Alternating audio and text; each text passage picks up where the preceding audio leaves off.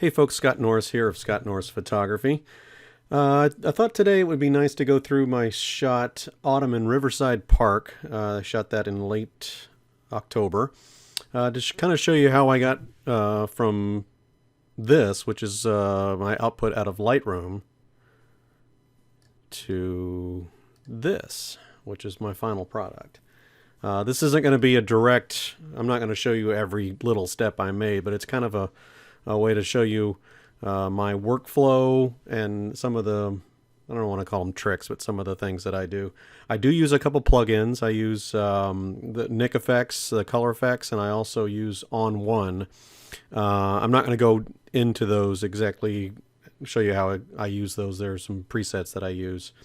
If you have questions about any of this and you'd like to know how I do some of these things more specifically, you can leave a comment in the comment section underneath this video, and I'll see if I can get to it. Anyways, let's get started. So I shot this on a tripod. I believe it was 5 shots. I had a thought of what I wanted it to look like. This is kind of what I was looking for, but as you can see, it was fall. It was late fall, but the trees weren't cooperating. I had some color in there, but I wanted the eye to travel down the path and then up the stairs a little bit, and then have a nice little canopy of those nice colors. So my first step, and one of the things I do in all my images is I try to be careful about notating everything, so if I come back to it later, I know what I did. It's always a good step, because sometimes you'll look at something and then a couple weeks later you come back and think, what the heck am I doing here? So anyways, I also use groups. Helps keep track of where I am. So we'll open that first group. And what I like to do is I have my original 32-bit RAW file, and I like to copy it. So I always have my original file with nothing done to it. I use a lot of adjustment layers. So the first one I use is just a levels adjustment. You can see I just brought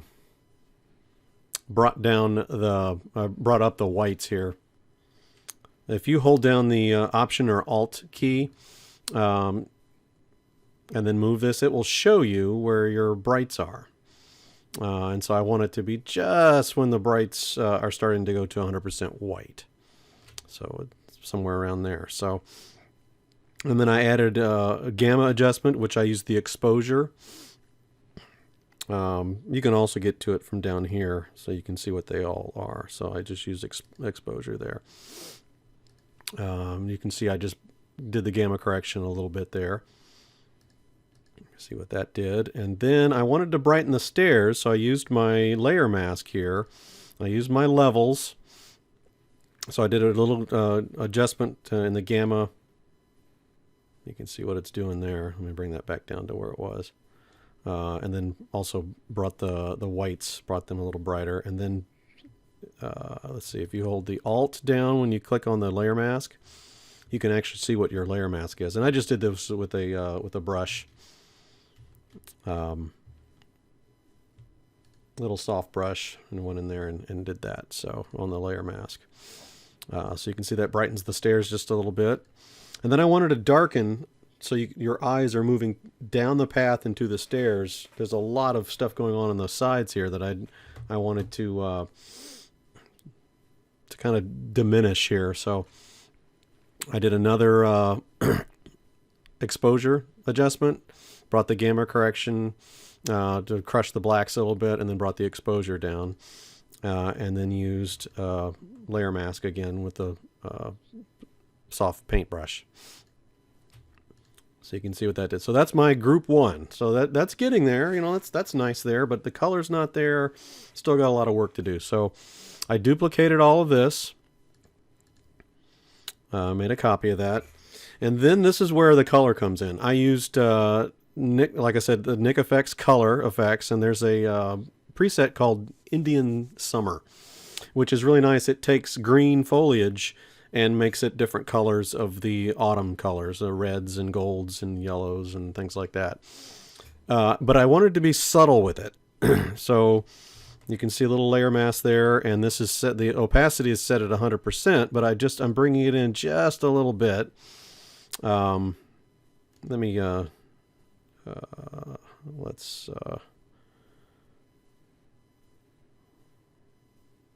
disable, there we go. And you can see what that looks like if it's disabled. That's too much. I didn't want that, so let me enable that again. So that brings in some of the yellows.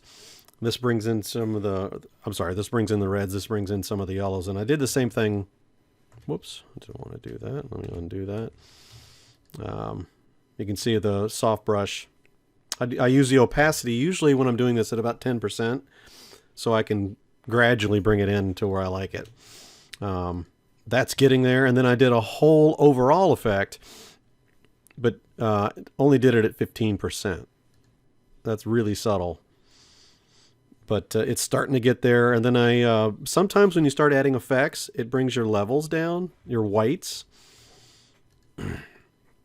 So what I did here was brought the whites back up. So it's all bright again. The whites are brighter. And then I did a little bit of a curves adjustment here for the color.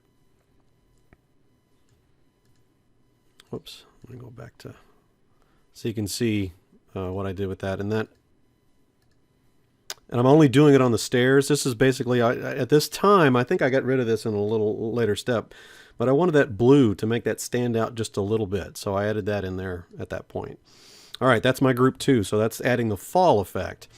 And then I need a lot more color adjustments because it's not here yet. So there's my copy. And to copy the whole layer, everything you have here, if you hit on the PC, it's a Control Shift Alt E, which will take everything in your frame and paste it. And then that's on the Mac. I believe that's Command Option Shift E. I might be wrong about that. Don't quote me because I'm a PC guy. So, anyways, I got the copy of Group 2. And then here I'm going to add a whole bunch of color adjustments in here. Let me turn that on so I can turn all those off. All right, so I did a little bit of levels adjustment again. You can see that up there. Kind of brighten it all up. And then using a color fill, I use the exclusion blending mode at really low level. Let me just show you what this looks like if it's at 100%. It adds a haze, which is nice, but I want it to be subtle, so I'm going to bring that down. And you can see the color. Let me put that at normal so you can see what the color is. It's, whoops. Oh, this whole thing is in at 27%, so we'll bring that up like that. So you can see the color. Let me bring this down to where it was about 22%. Actually, I'll show you what exclusion looks like. That's really doesn't look that great, but when you bring the opacity down, it starts to give a nice little haze. Let me bring this back down to 27% where it was, so you can see. So I added some warm haze, and then I added a little bit more with a little bit brighter color. You can see that's adding a nice haze there.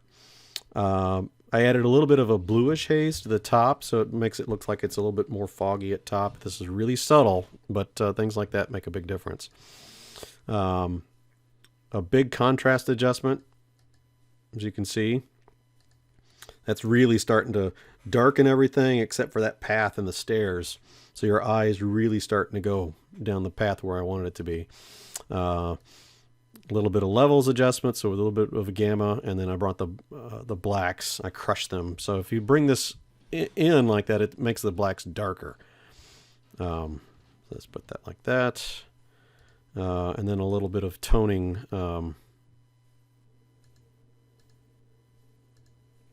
R, G, and B. So basically I brought the blue gamma one direction and the red gamma the other.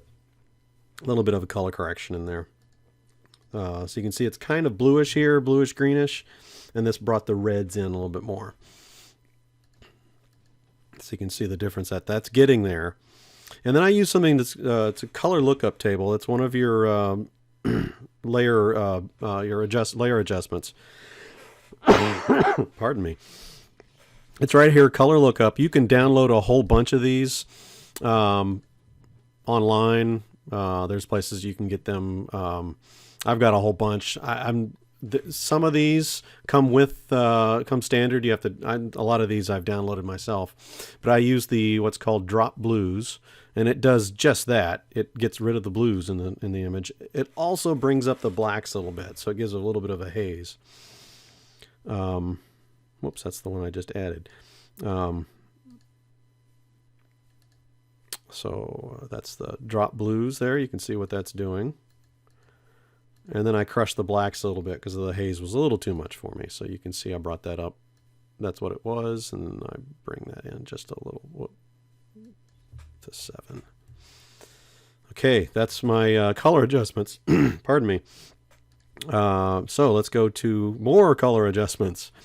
This is one of the ways I process it. Instead of me trying to do it all in one color adjustment or something like that, I play with it and I add and I layer.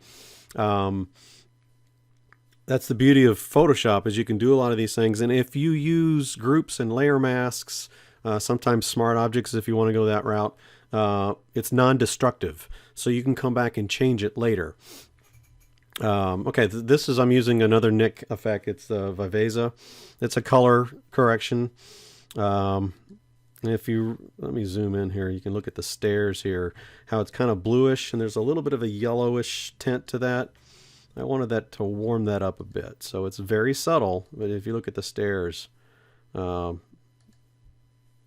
off and that's on. So you can see what that's doing a little bit.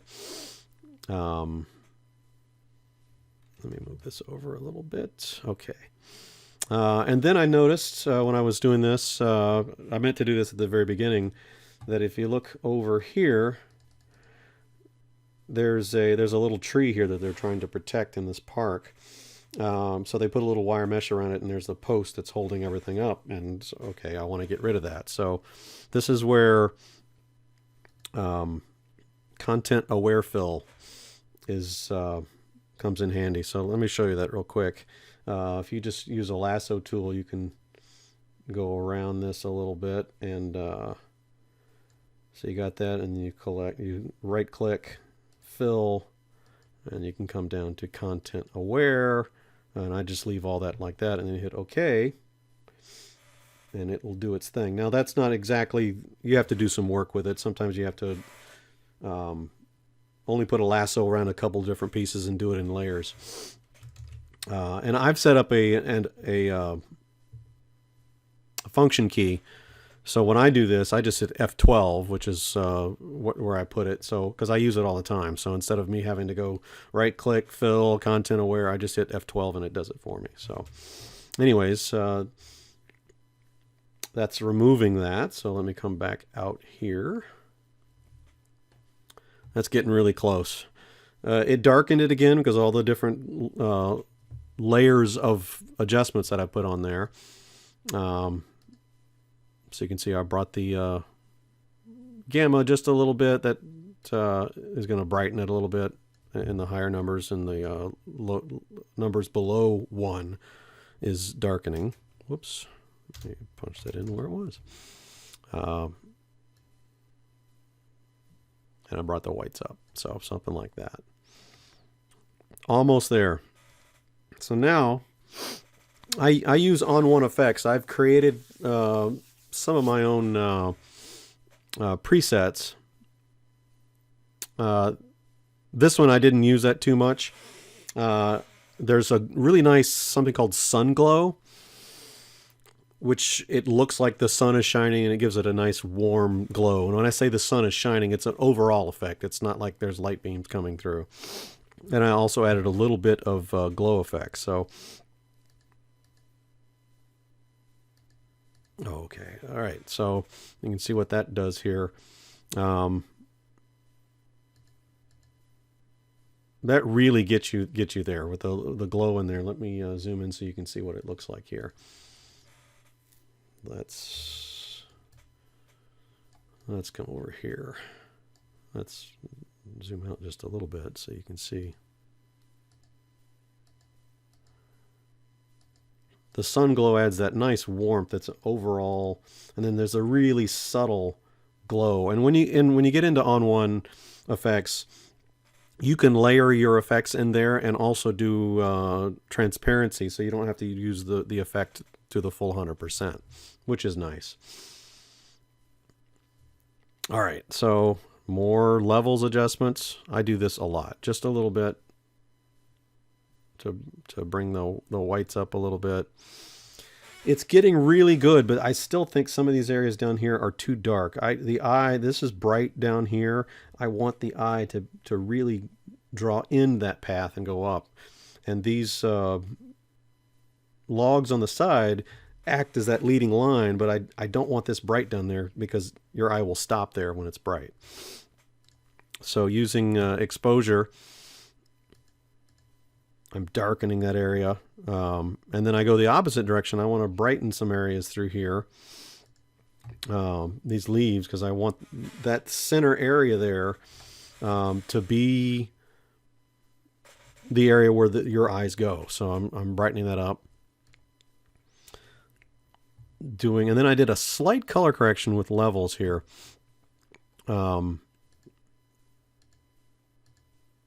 As you can see, now there's a trick here that you can use when you're you can use levels for color correction.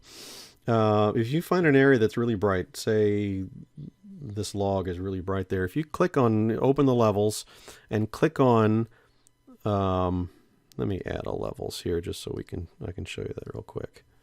If you click on the white, if you come down here and click on that, it'll color correct. Now, obviously, that's way too much. You can actually go in there and do the opacity, so you can see how you can change your color correction. Let me undo that. You can also that's for the bright. So you can do midtones. You find something that you think is like of a midtone. Let's come down here, so you can see how the midtones it might work better.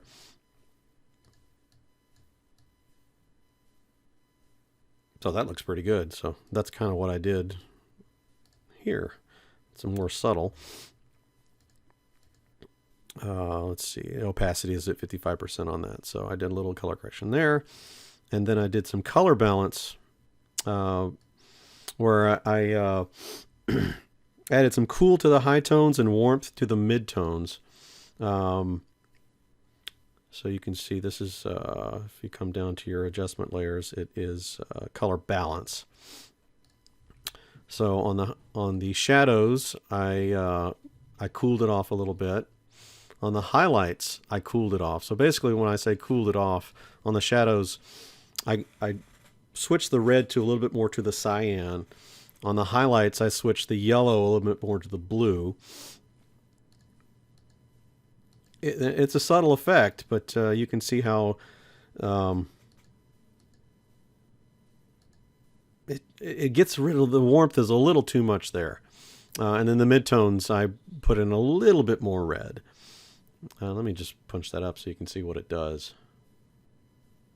This is a nice way to get some subtle effects. And then if you got something that you think is still a little bit too much, you can just adjust the opacity down.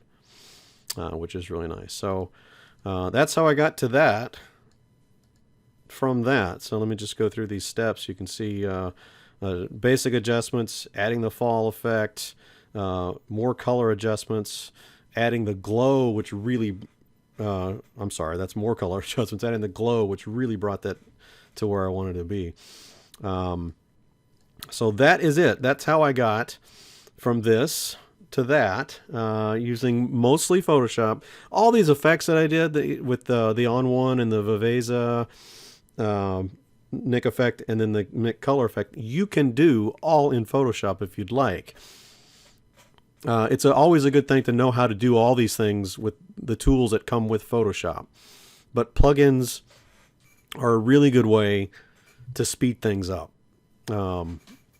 So I guess the lesson there is learn all the tools in Photoshop, learn what each one of them does, and then once you get good with that, then you can start using the plugins to speed up your process to get from what you shot to the vision that you want it to be. With the plugins, you can spend more time on the really subtle things and playing around with different things, and it just gets you to your endpoint a little bit faster. Alrighty, that is it. If you have any questions or would like to see a little bit more on the techniques that I showed you here, just leave a comment and I'll try to get to it and put up a little video for you. As always, you can check out my work at scottnorrisphotography.com. You can check me out on Facebook, Twitter, Flickr, a whole bunch of other ones. I'll put some links in the below. So thanks for watching.